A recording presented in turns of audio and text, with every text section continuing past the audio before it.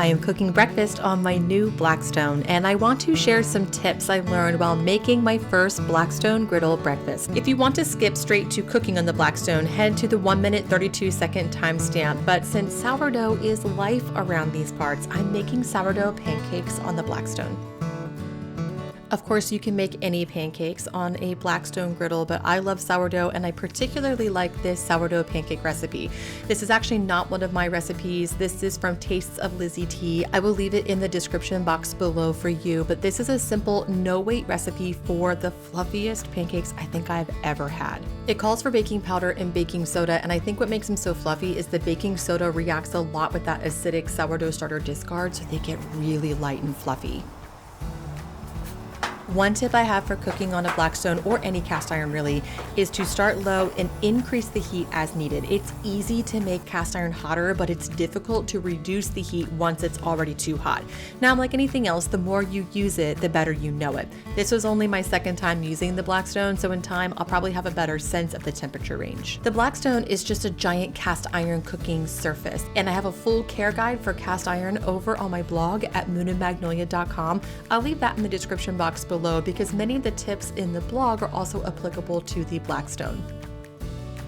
I'm relatively new to outdoor cooking, and one of the things that has caused me to shy away from it is that I don't have all of my kitchen items outside.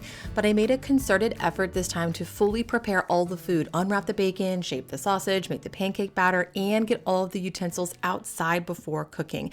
And this really made a difference. You can probably notice that I have a small pot on the far right side of the griddle, and that has syrup in it. So the Blackstone is divided into 4 sections, so you can turn them to different temperatures. And the left side of it is the closest to the heat source, so that gets the hottest. And the right side is the farthest from the heat source, so it doesn't get quite as hot. So that's a great place to put a small pot to keep your syrup warm, or as you'll see in a minute, another cast iron skillet to keep the pancakes warm while you finish up the rest of the food. And look, I'm going to be honest, I kind of just snubbed the Blackstone as something I don't need until I saw an Instagram reel of someone making pancakes and eggs and a full breakfast on it and only having one piece of cookware to clean up. And I was like, okay, game changer, that is what I have to have. One thing to keep in mind is that cooking on a Blackstone is what is considered active cooking. In other words, you are oscillating between different foods and different temperatures. So at least for this breakfast, it wasn't like cooking on a grill, for example, where you can just let it chill and then come back to it a little leisurely. Just make sure you have your serving plates prepared and ready to go just to keep things running smoothly. I made that mistake with the bacon. I forgot to have a paper towel lined plate out there. And when I got it on the plate, it was greasy because I forgot to put it on a paper towel. So just make sure you're prepared in advance. But because this is active cooking, mamas, listen up. This is a great time to send everybody elsewhere so you can be outside and have a minute of quiet and enjoy cooking for a second. This was the most uninterrupted outdoor time I've had in a year until the bacon was ready and my husband started lingering around in the background.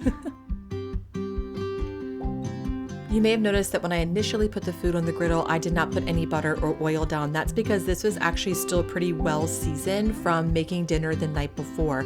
But you do want to add a little bit of butter or oil to prevent sticking. And with that in mind, another tip I have is don't be afraid to let the flavors of your food intermingle.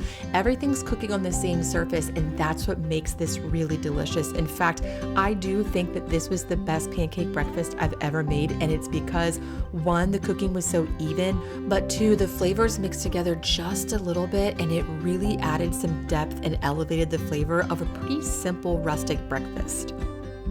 I do have a little bit of wasted griddle space here. I could have done more pancakes and probably put the whole pack of bacon on there, but I'm still kind of figuring out the lay of the land, so to speak. But with that said, I do recommend cooking your different foods close together so they can mingle a little bit. It was so good. I almost always shy away from large breakfasts, and I definitely shy away from outdoor cooking because I, 1, don't have my systems in place for it, but also 2, big breakfast, the cleanup is kind of a pain. But with the Blackstone, that is not the case. This took about 15 minutes to make. The cleanup was about 30 seconds, and that is it.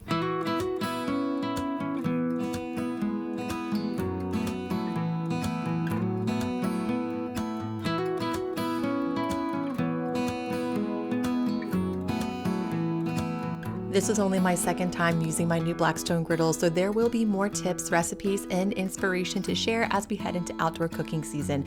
Be sure to subscribe to stay in the know, and thanks so much for stopping by.